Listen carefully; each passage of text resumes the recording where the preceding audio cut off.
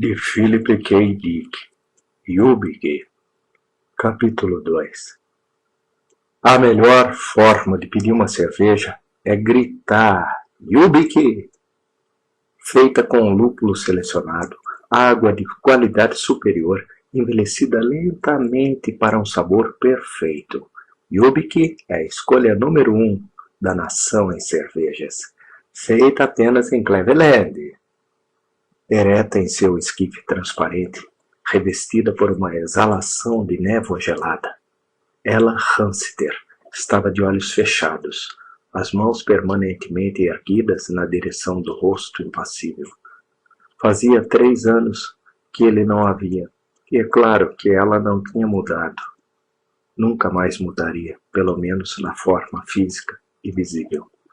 Mas a cada ressuscitação para a meia-vida ativa, para um retorno da atividade cerebral, por mais curto que fosse, ela morria um tanto.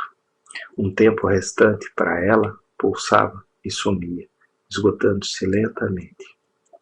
Saber disso justificava sua falha em ativá-la com mais frequência. Ele racionalizava assim, aquilo a condenava. Reanimá-la constituía um pecado contra ela. Quanto aos desejos declarados por ela mesma antes de sua morte e encontros no início da meia-vida, eles haviam se tornado nebulosos na mente de Hanster, o que não deixava de ser conveniente. Em todo caso, ele sabia o que estava fazendo. Era 4 vezes mais velho que ela. Qual tinha sido seu desejo? Continuar atuando com ele como coproprietária da Hanster e Associados, ou alguma coisa vaga nesse sentido. Bom, esse desejo ele tinha realizado, como agora, por exemplo, e 6 ou 7 vezes no passado. Ele a consultou, sim, a cada crise na organização. Era o que fazia no momento. Maldito ajuste do fone de ouvido, resmungou, ao encaixar o disco de plástico na lateral da cabeça. E este microfone, tudo obstáculos para a comunicação natural. Ele se sentia impaciente e desconfortável ao mudar de posição na cadeira inadequada que Vogelsang, ou qualquer que fosse o nome, havia providenciado. Observou enquanto ela retomava os sentidos e desejava que fosse mais rápida. Depois, em pânico, pensou, talvez não vá conseguir. Talvez tenha esgotado e não me contaram, ou não sabem. Talvez, pensou, eu deva chamar aquele tal de Vogelsang aqui e pedir uma explicação. Talvez algo terrível esteja errado. Ela, linda, sua pele clara, os olhos na época em que se abriam eram de um azul brilhante, luminoso. Isso não ocorreria novamente. Ele podia falar com ela e ouvir sua resposta. Podia comunicar-se com ela, mas nunca mais haveria de olhos abertos. Nem a boca iria se mover. Ela não sorriria quando ele chegasse, quando ele se fosse, não choraria. Isto vale a pena? Ele se perguntou. Isto é melhor do que o modo antigo, a entrada direta da vida plena para a sepultura. É verdade que ainda a tenho comigo, de certo modo, concluiu. A alternativa é nada. No fone de ouvido, palavras lentas e incertas se formavam. Pensamentos circulares sem importância, fragmentos dos sonhos misteriosos que ela, agora, habitava. Qual era a sensação, ele se perguntou, de estar em meia-vida? Ele jamais poderia compreender, a partir do que ela havia lhe contado. A parte fundamental, a experiência em si, não poderia ser transmitida de fato. A gravidade, ela lhe dissera uma vez, começa a não afetar a pessoa, que passa a flutuar. Mais e mais. Quando a meia-vida acaba, ela disse, acho que você flutua para fora do sistema, para as estrelas. Mas ela também não sabia, apenas imaginava e conjecturava.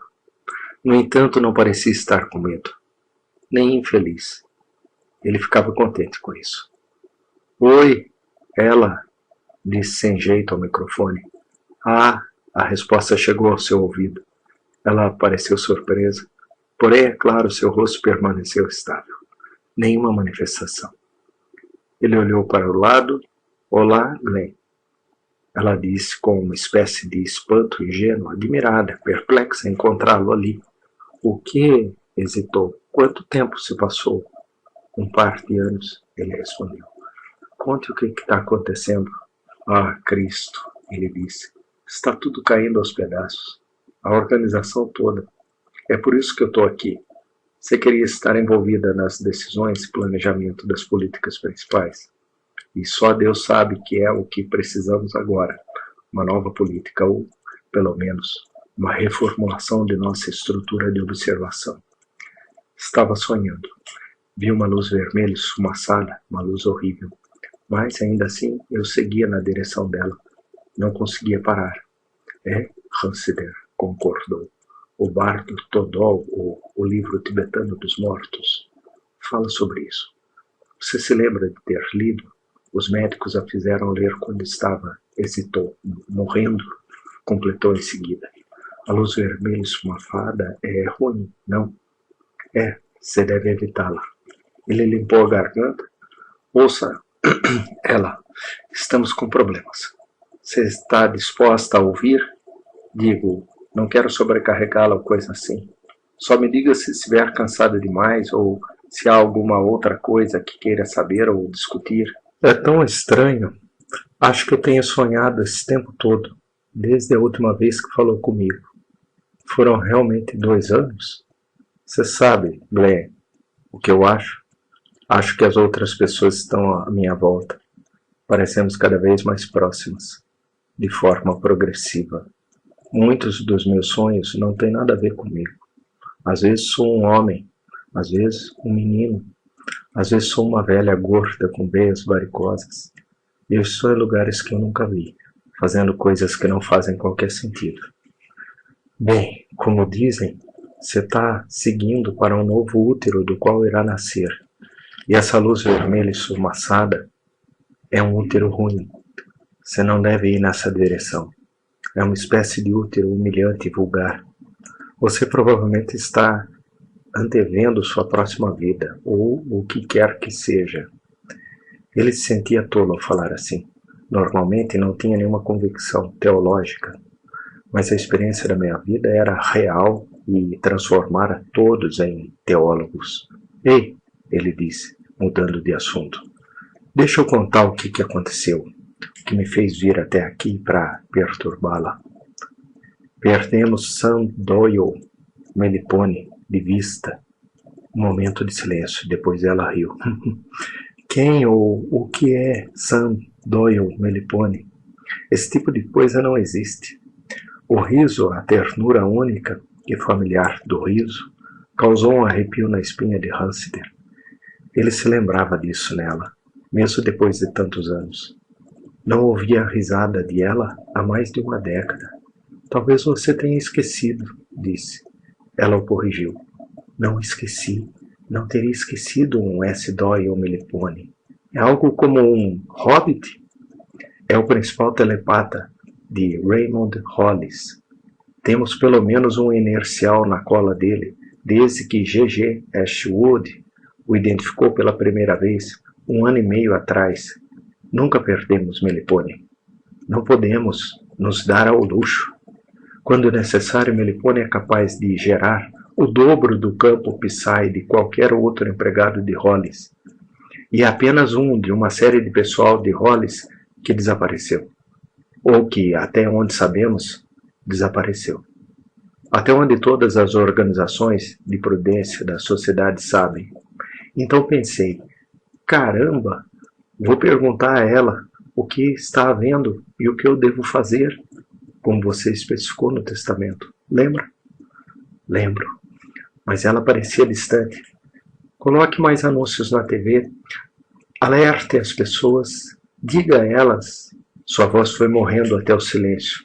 Ah, isso está aborrecendo você, ele disse com tristeza. Não, eu... Ela hesitou e ele sentiu que mais uma vez se afastava, à deriva. São todos telepatas? Perguntou após o intervalo. A maioria, telepatas e precogs. não estão em lugar nenhum da Terra. Isso eu sei. Estamos com uma dúzia de inerciais inativos, sem nada para fazer, porque os psais que vinham anulando não estão por perto.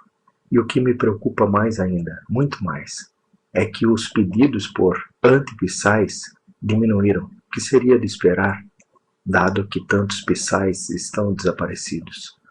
Mas eu sei que estão envolvidos num único projeto, quer dizer, acredito. De qualquer modo, tenho certeza. Alguém contratou o grupo todo, mas só Holly sabe quem é e onde está, e do que se trata. Hamster mergulhou, então, num silêncio meditativo. Como ela conseguiria ajudá-lo a entender a situação? Ele se perguntou, presa aqui nesse caixão, congelada e isolada do mundo. Ela só sabia o que ele lhe contava. Ainda assim, ele sempre confiara na sua sagacidade, na forma peculiarmente feminina desse talento, uma sabedoria que não se baseava em conhecimento ou experiência, mas em algo inato, algo que ele não havia sido capaz de penetrar durante o período em que estivera viva. Certamente não poderia fazê-lo agora, quando ela se encontrava em fria imobilidade.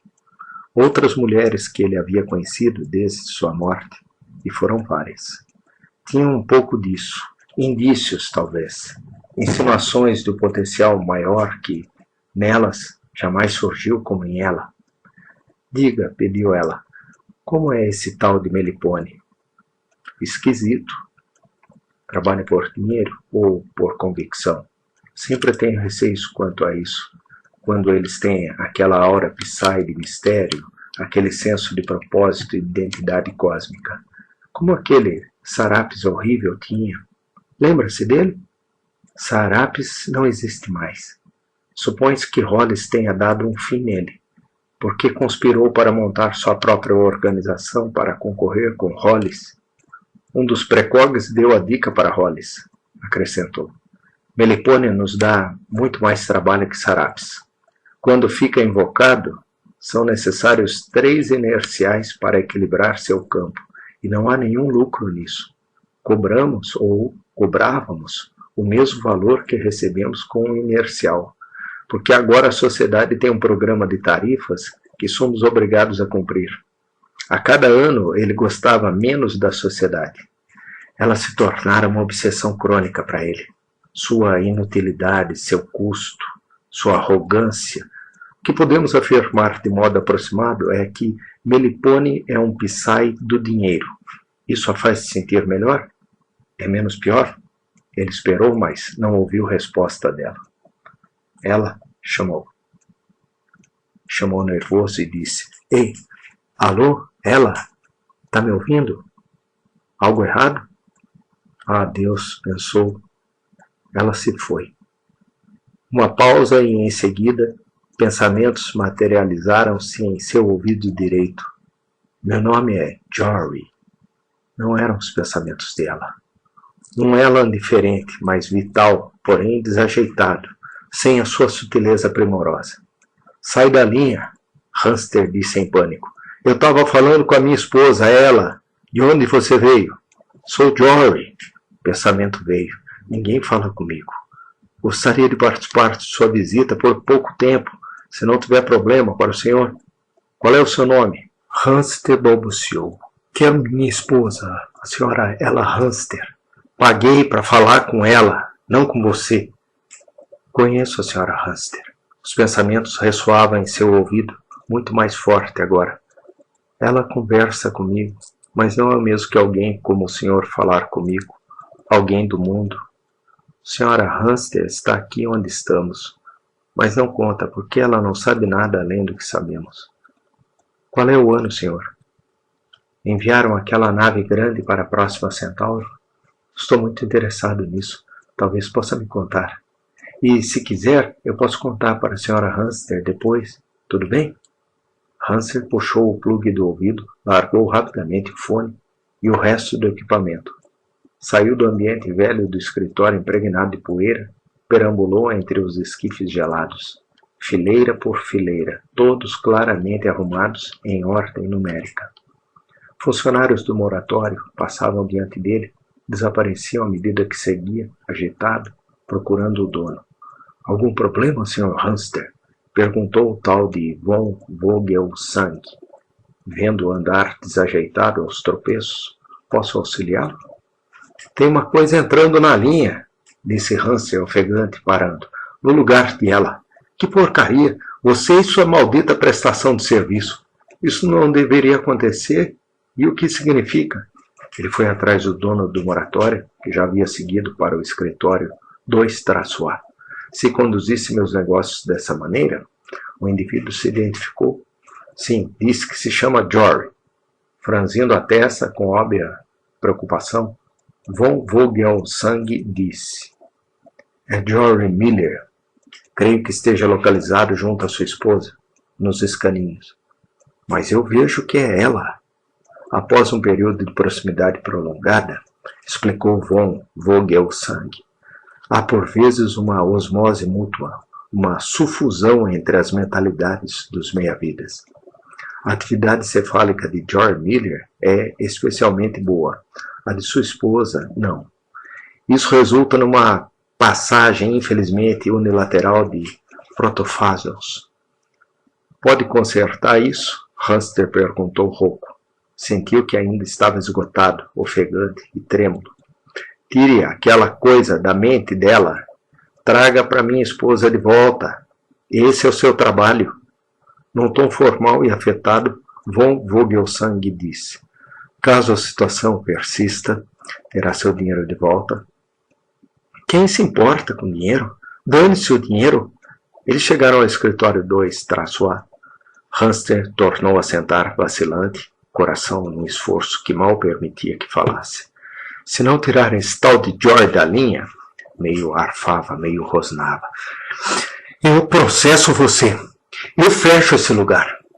De frente para o caixão, von Vogelsang colocou o ponto de áudio no ouvido e falou com firmeza ao microfone.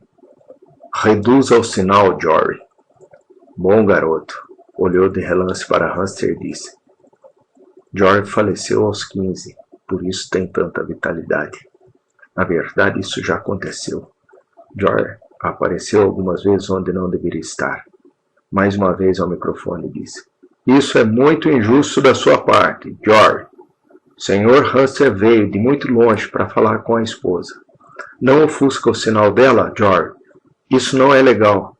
Uma pausa enquanto ouvia pelo telefone. Sei que o sinal dela é fraco. Novamente ouviu, solene, agachado como uma rã. Depois removeu o fone de ouvido e ficou de pé. O que ele disse? Indagou Hamster. Ele vai sair daí e deixar eu falar com ela? Von Vogelsang disse. Não há nada que Jory possa fazer. Imagine 2 radiotransmissores de AM, um próximo, mas limitado a apenas 500 watts de potência operacional, e o outro distante, mas a mesma ou quase na mesma frequência, e utilizando 5.000 watts. Quando chega a noite, e a noite, interrompeu Hamster, já chegou, pelo menos para ela, e talvez para ele mesmo, se os TPs, paracinéticos, precogs, ressuscitadores e animadores desaparecidos não forem encontrados. Ele não só havia perdido ela, perdera seu conselho, uma vez que Jory a suplantara antes que ela pudesse dá-lo. Quando a colocarmos de volta no escaninho, não a deixaremos perto de Jory novamente. Na verdade, se o senhor for favorável a pagar uma taxa um pouco maior por mês, poderemos colocá-la numa câmara isolada de primeira qualidade, com paredes revestidas e reforçadas com Teflon 26, de modo a inibir a infusão heteropsíquica por parte de Jory ou qualquer outra pessoa. Não é tarde demais? Disse Hamster, emergindo momentaneamente da depressão na qual o acontecimento o havia jogado. Pode ser que ela retorne, desde que Jory reduza o sinal. Ele ou qualquer outra pessoa que possa ter encontrado nela devido a seu estado enfraquecido. Ela está suscetível a quase qualquer um. Von Vogelsang mordeu o lábio, num estado evidente de reflexão. Pode ser que ela não goste de isolamento, Sr. Hamster. Não é sem motivo que mantemos os containers, os caixões, como são chamados pelo público leigo, juntos. Vagar pela mente um dos outros, daqueles que estão em minha vida, o único, coloque-o na solitária agora mesmo. Hamster interrompeu. Melhor isolada que inexistente. Ela existe, corrigiu von Vogelsang. Simplesmente não consegue entrar em contato com o senhor. Há uma diferença. Uma diferença metafísica que não significa nada para mim. Eu a colocarei em isolamento, disse von Vogelsang. Mas acho que o senhor está certo. É tarde demais. Jorah penetrou de modo permanente, pelo menos até certo ponto. Eu sinto muito. Hamster disse com rispidez. Eu também.